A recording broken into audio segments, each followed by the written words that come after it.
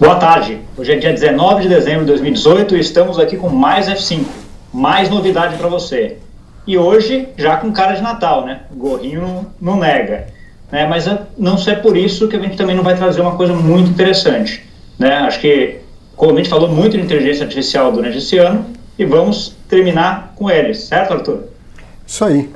Quem sabe o Papai Noel já está usando alguma ferramenta de inteligência artificial para saber se antecipar as cartinhas das crianças, né?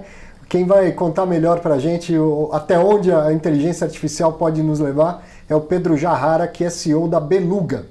Então, Pedro, obrigado por aqui, né, estar com a gente. Queria que você começasse apresentando e apresentando também a Beluga, né? O que faz e quando que o Papai Noel vai ser cliente da Beluga. Não, legal. Bom, eu me formei em engenharia de produção, depois passei quase 5 anos da minha carreira fazendo consultoria estratégica com algumas empresas internacionais, americana, alemã. E depois eu entrei no mundo do empreendedorismo digital. Me juntei a um colega meu da faculdade que tinha fundado uma rede de anúncios.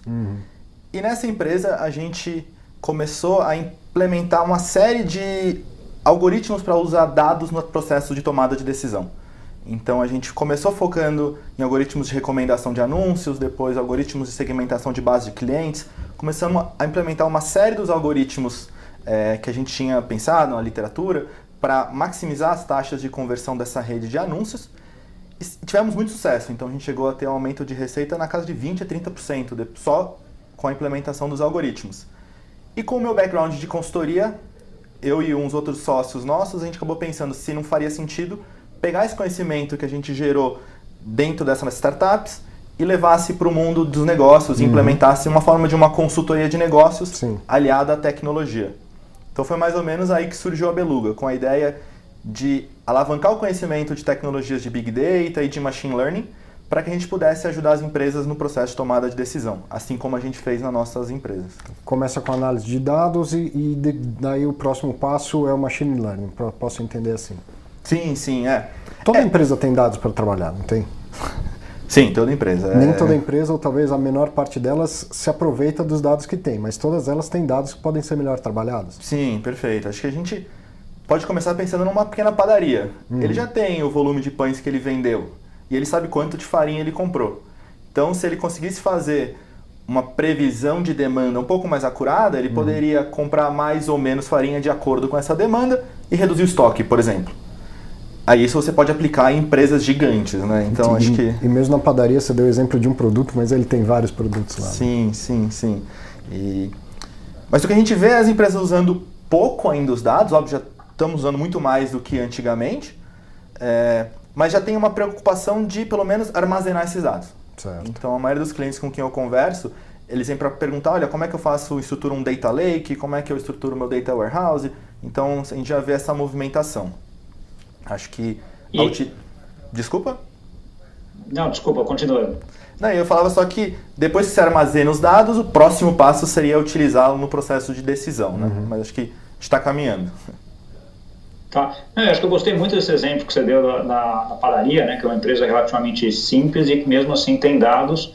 E às vezes não dados só deles, né, Pedro? Porque você pode cruzar alguma coisa como temperatura, chuva, etc. e fazer uma coisa mais precisa nesse sentido, né?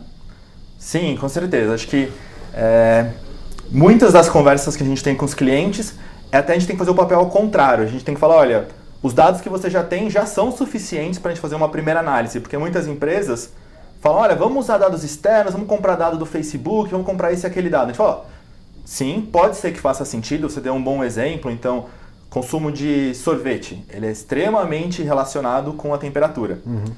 Mas talvez alguns negócios isso faz menos sentido. Mas é muito comum no nosso segmento a gente começar com os dados que o cliente tem.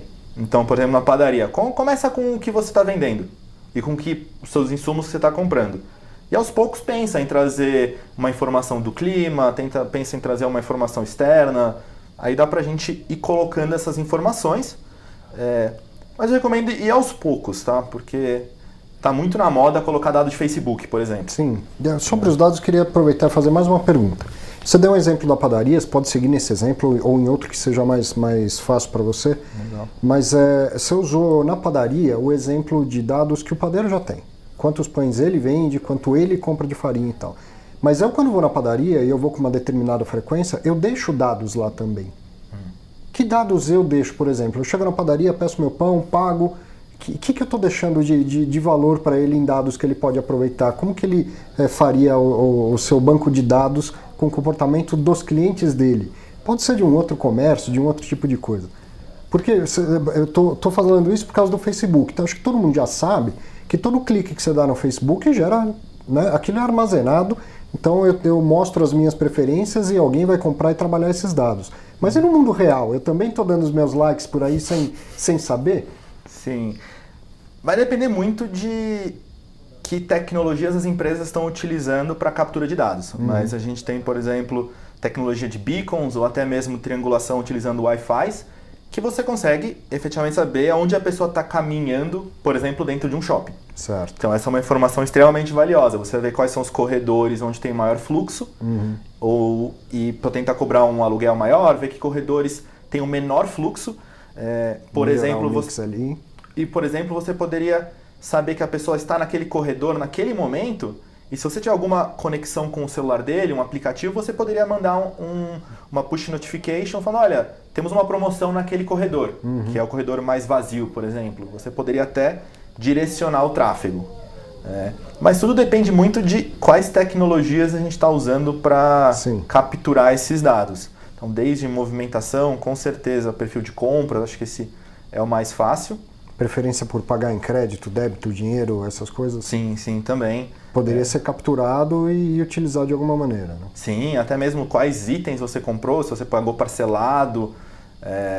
Por exemplo, isso é um indicativo muito importante até de se a pessoa tem cartão de crédito, então vamos fazer uma oferta de algum upgrade do cartão dele, ou mesmo a pessoa nunca paga no cartão, será que não é uma oportunidade de oferecer um cartão para ele?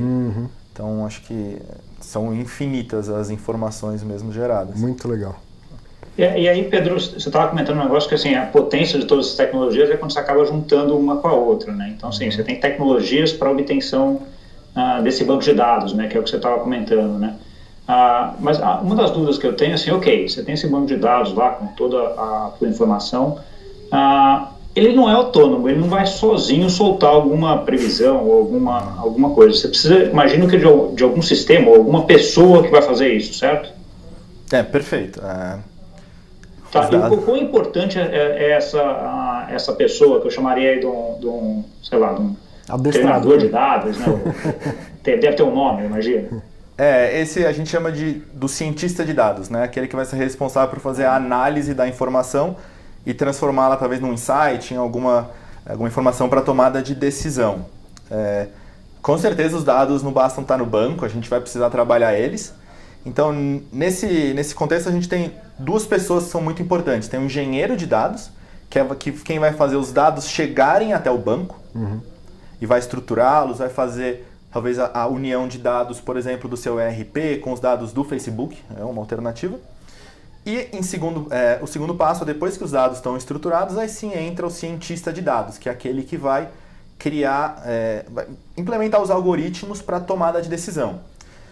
O que a gente gosta de falar muito, né? Como agora esse tema de machine learning tá em voga, as pessoas estão se interessando muito, alguns clientes chegaram para mim falando, olha Pedro, eu quero implementar machine learning, o que eu faço? Eu gosto de inverter um pouco a pergunta, eu falo, o que você quer resolver? Sim. Se você quer simplesmente, eu quero gerar insights a partir de um banco de dados gigantesco, eu acho um pouco pobre, você não está muito direcionado. Então acho que a primeira coisa que a gente precisa fazer com esse cientista de dados é pensar que problema você quer resolver. Então aí o cientista de dados é aquele que vai primeiro fazer uma análise exploratória dos dados, vai fazer as primeiras descobertas e aos poucos sim aí implementar um sistema, por exemplo, para resolver aquele problema de maneira recorrente. Que aí é onde entra o machine learning, né? Então, conforme vão chegando novos dados, o sistema ele vai aprendendo e vai gerando insights novos, né? Atualizados. Mas sem uma pessoa para implementar todo esse sistema, pensar qual que é a melhor modelagem para aquele problema, até mesmo dado um algoritmo, ele que vai tunar o algoritmo, isso sem essas duas pessoas, né, tanto o cientista quanto o engenheiro de dados, isso acaba sendo inviável mesmo. Mas ao longo do tempo o algoritmo vai de fato aprendendo, quando a gente fala do machine learning, ele vai conseguindo não só se alimentar, mas eventualmente desviar um pouco daquilo que o cientista tinha pensado originalmente? Sim, com certeza. Acho que esse é o grande ponto do machine learning. É a máquina que a gente pega um algoritmo que ele vai aprender com um histórico de dados e vai tomar algumas decisões baseadas nesses dados. Conforme novos dados vão chegando, tem um processo que a gente chama de treinamento do modelo, que é você pegar e rodar todo aquele histórico de novo, processá-lo e ver se o algoritmo muda um pouco a saída dele, certo. né? Desculpa. Não. Sim, não, Pedro, mas a minha dúvida que eu ficaria é o seguinte, então assim, esse processo inicial você precisaria desse cientista de dados, que é um humano que vai fazer, mas à medida que você começa a ter mais machine learning, você começa a ficar menos humano, isso começa a chegar num momento de mais, o que eu diria ser uma inteligência artificial mesmo, é essa a ideia? Acho que a ideia para o futuro seria essa, mas a gente está ainda um pouco distante. Por exemplo, a gente tem alguns sistemas que interpretam um texto e tentam classificá-lo dentro de algumas características do texto. Às vezes chega um texto novo que o algoritmo nunca viu. Então é preciso que você tenha um humano para explicar para o algoritmo, né, de certa forma, olha, esse texto novo ele é da categoria X. Então, mesmo a gente ainda não tem uma tecnologia que o algoritmo aprenda o que ele não viu. Certo. E sempre tem uma novidade, sempre tem uma informação nova. A empresa, por exemplo, vai lançar uma nova loja, uma nova linha de produtos. Então, tudo que essa novidade que acontece constantemente, o algoritmo hoje ainda não consegue se antecipar. Então, o papel desse cientista de dados ele é essencial. Vamos falar um pouco de aplicações. Evidentemente não precisa citar nomes nem as empresas, mas a gente estava conversando agora há pouco e, pelo que eu entendi, até o spam hoje tem algo por trás, né?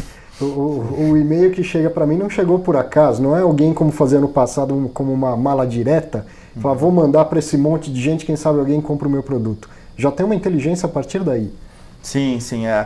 A gente trabalha muito no que a gente chama de Customer Analytics, que é você entender quem é o seu cliente, qual é o comportamento dele dentro do seu universo, ou do universo que faz sentido para a sua empresa, para que a gente realmente não faça um spam totalmente do nada para um cliente.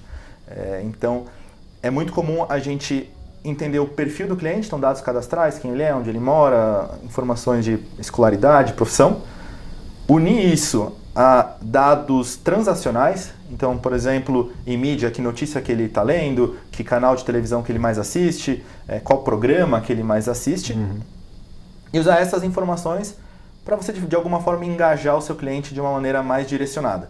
Então, mandar um e-mail marketing personalizado, fazer uma ligação no seu time de call center também direcionada para a pessoa no momento que ela está te esperando, com o produto que ela está esperando. Então, de alguma forma, tentar personalizar esse spam para que ele não seja tão intrusivo, né? Acho que ninguém gosta muito de receber spam. Exato. Mas já tem muitas empresas se utilizando do machine learning para direcionar melhor essa comunicação. E na área de interpretação de texto tem muito espaço para desenvolver isso ainda, né? Você estava falando das questões jurídicas, às vezes uma petição inicial que chegue, vai ter lá um robozinho lendo e vendo, pô, será que isso aqui já tem julgados, já tem jurisprudência, né? Sim. O campo da interpretação de texto, ou de NLP, como a gente chama, na minha opinião, ele é o mais recente, é o menos desenvolvido ainda. Então tem muito espaço para experimentação, para criação. O campo jurídico, né, é um tema gigantesco, essas startups de law que estão criando produtos sensacionais, mas ainda texto é uma coisa extremamente complicada. Então não tem ainda, por exemplo, um produto de prateleira que consiga atender tanto uma empresa de advocacia ou uma empresa do setor financeiro, porque os textos são completamente diferentes, os temas são diferentes. Às vezes até no texto jurídico você vai ter termos em latim. Verdade. Então fica extremamente complicado, mas a gente já consegue fazer uso da tecnologia para diversos problemas. Então você comentou o das petições iniciais, para ver se elas já foram julgadas no Supremo, se foram demandas repetitivas. Classificação de texto, então para você saber para quem você direciona uma mensagem. A gente mesmo na HeavyMob utilizou ferramentas de interpretação de e-mail para você saber o que o seu cliente está pedindo, para talvez automatizar alguma ação.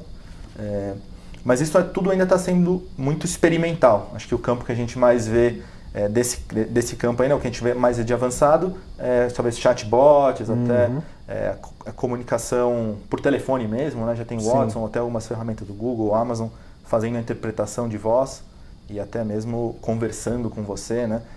Não sei se vocês viram só ia comentar que não sei se vocês viram o teste do Google Assistant, quando ele liga para um restaurante e marca uma mesa e tem uma extrema dificuldade, né? Então, acho que esse é o campo que me brilha os olhos, assim, mas ainda está tudo muito novo.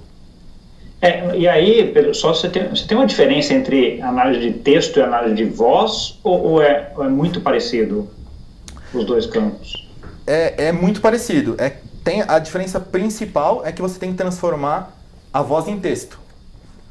Então tem uma série de algoritmos que vão limpar o fundo do áudio para transformar a voz em texto. Depois que você fez isso, aí você consegue trabalhar da mesma forma para os dois campos.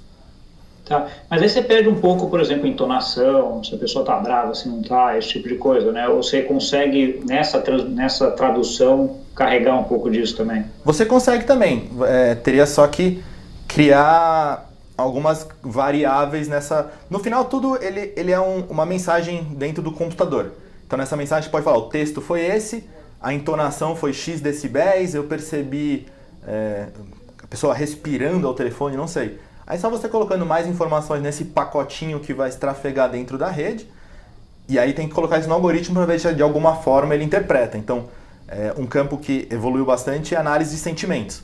Então, entender a partir do texto que você está escrevendo, se você está contente, está triste, está com raiva, talvez, do produto ou de alguma coisa. E, com certeza, usar a entonação, volume de voz, essas outras informações são viáveis. Então, apesar de ser uma tradução do áudio para o texto e depois uma análise, com certeza você tem razão. A gente tem outras informações que podem ser usadas. Entendi. Outra pergunta, deixa eu aproveitar aqui, já, Arthur, que já está aqui. Você falou que o machine learning vem de cada vez mais, vai depender menos desse ser humano para fazer essa análise de dados, né? Mas que a gente estaria longe ainda disso. Isso para você é longe que nós vamos ver ainda ou longe para a próxima geração só, Pedro? Aí faz um pouquinho de futurismo aí, já que a gente está chegando no final do ano. Nossa, chutão. Minha opinião, eu vou ver com certeza. Com certeza, mas com muita cautela, mas do jeito que as coisas têm evoluído muito rapidamente. Então, quando a gente começou a implementar nossos primeiros algoritmos em 2014 e 2013, versus o que eu vejo hoje, é outro mundo, sabe? Então, se em 4, 5 anos a gente já evoluiu tanto, eu acho que em mais 10, 15 anos a evolução vai ser ainda mais surpreendente. Para áreas que a gente talvez nem tenha pensado aplicações ainda, né? Sim. Só a gente vê a Tesla com o carro autônomo. Pois é. Eu imagino que eu não tenho filhos, mas talvez quando eles tiverem 18 anos, nunca vão dirigir. Talvez para eles seja até um absurdo que seres humanos já dirigiram um carro. É verdade. Então, tem usos bem interessantes por vir ainda. É isso. Gustavo, estamos chegando ao final, né? Você quer fazer umas considerações aí no final? Tinha um monte de pergunta aqui ainda, mas deixa eu tentar ter uma última só, aí a gente encerra. Então, acho que uma das coisas, assim, a gente viu durante esse ano em vários até programas aqui, a inteligência artificial passando muito pela utilização de chatbot, né? Que eu acho que é uma coisa que já está, de certa forma, bem difundida, né, dentro da inteligência artificial. Qual outro ramo você vê assim, que está bem difundido já, que é uma coisa que já é uma implementação relativamente, não diria comum, mas mais fácil? Eu só fazer um ponto que, na minha opinião, como usuário até, chatbots estão se difundindo, mas eles ainda são muito aquém daquilo que eles podem ser. Então, a maioria dos chatbots é você dar alguns comandos pré-definidos e ele vai tomar alguma ação. Se você fizer algo fora disso, ele te direciona para um ser humano. Então, o telefone, tá. Mas muitas vezes isso a empresa tenta mascarar de alguma forma para ser uma experiência ainda prazerosa para o usuário, uma experiência seamless, né? Mas chatbot ainda é uma coisa super difícil, né? Interpretação de texto é algo super difícil e tem muito que evoluir. Ainda é muito raro você encontrar um chatbot que você consiga conversar com ele. Mas outros campos que eu vejo que o uso já está muito difundido e a tecnologia ela já avançou muito, aí vem mesmo a análise de dados numéricos. Então, fazer uma previsão de demanda usando machine learning, ela é uma coisa já bem estruturada, até mesmo detecção de anomalias, que é você acompanhar indicadores operacionais e verificar se teve uma variação muito alta, ao invés de você ter uma pessoa lendo um gráfico, por exemplo. Então, tudo que é o campo de análise de números já está extremamente difundido. Muitas vezes são algoritmos que já têm mais de 100 anos, que já eram utilizados dentro das empresas, mas que agora, com a evolução do poder de processamento das máquinas, estão sendo utilizados de forma mais recorrente, né? Muito bom. Pedro, infelizmente nosso tempo se foi. Quero agradecer muito e parabenizar pela inteligência natural que vem implementando tanta coisa na artificial. Para você, quero dizer que esse foi o último programa desse ano de 2018, dessa temporada 2018, e preciso fazer alguns agradecimentos, evidentemente a você que acompanhou durante todo esse ano.